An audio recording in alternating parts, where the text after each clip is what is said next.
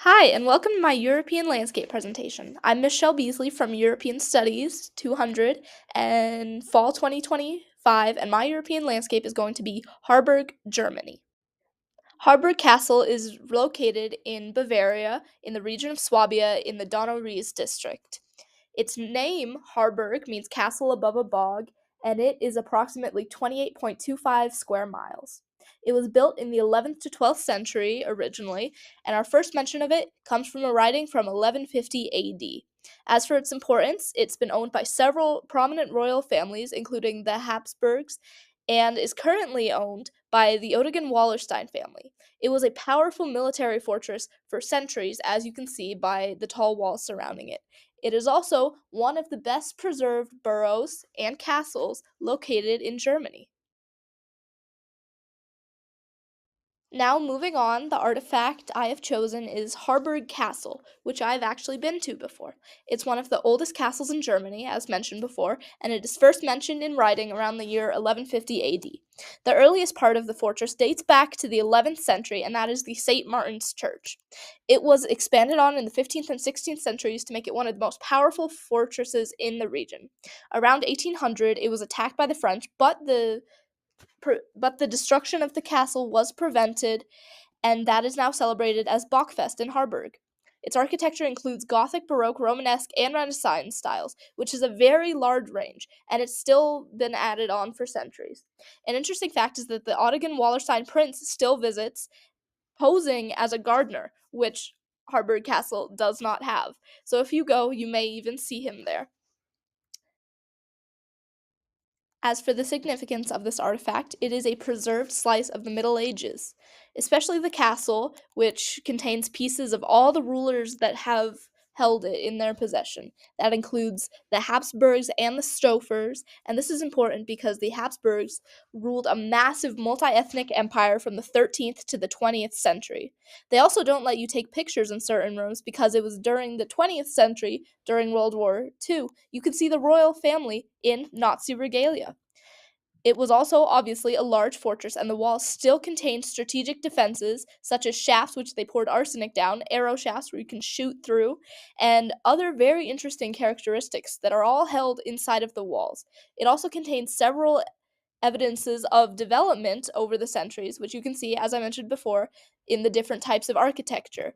It's been added on from the 11th all the way up to even the 20th century. Harburg and its castle have a fascinating history.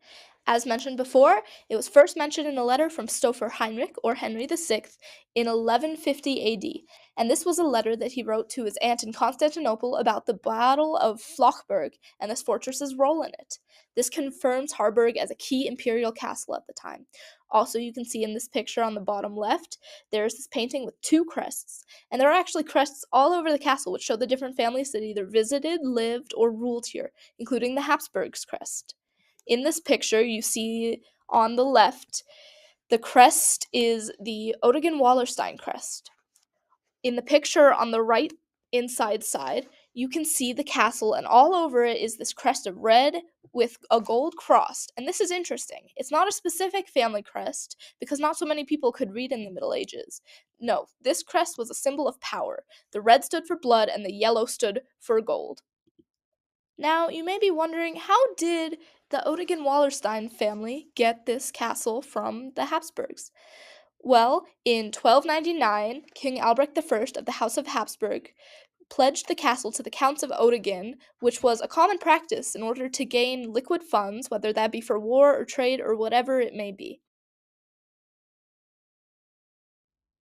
Regarding political science, I decided to talk about the connection between historic preservation and economic development.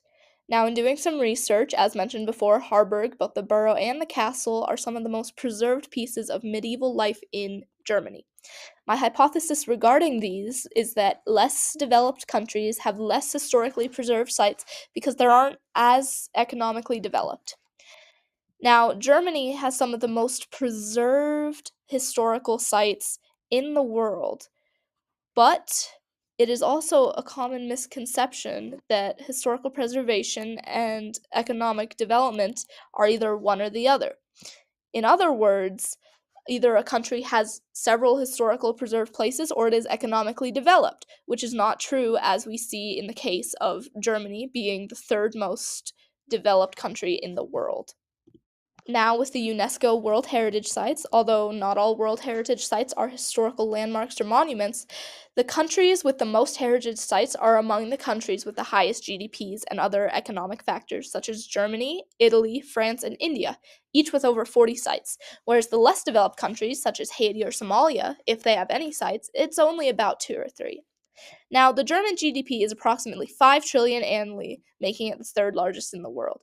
And this is relevant because Harburg and its castle are almost 1,000 years old, and that means they have been preserved for a long, long time. This is important because in order to be historically preserved, they need funds, as well as the fact that this is a major tourist spot, which will bring in funds for the GDP of Germany. Because it has been preserved and so perfectly maintained, this is an indicator of Germany's economic growth. My revised hypothesis is that the historical preservation helps to boost economic growth, and countries with low historical preservation also have lower economic growth, including low GDPs, high employment, and other factors like that. Finally, these are my works cited. Thank you.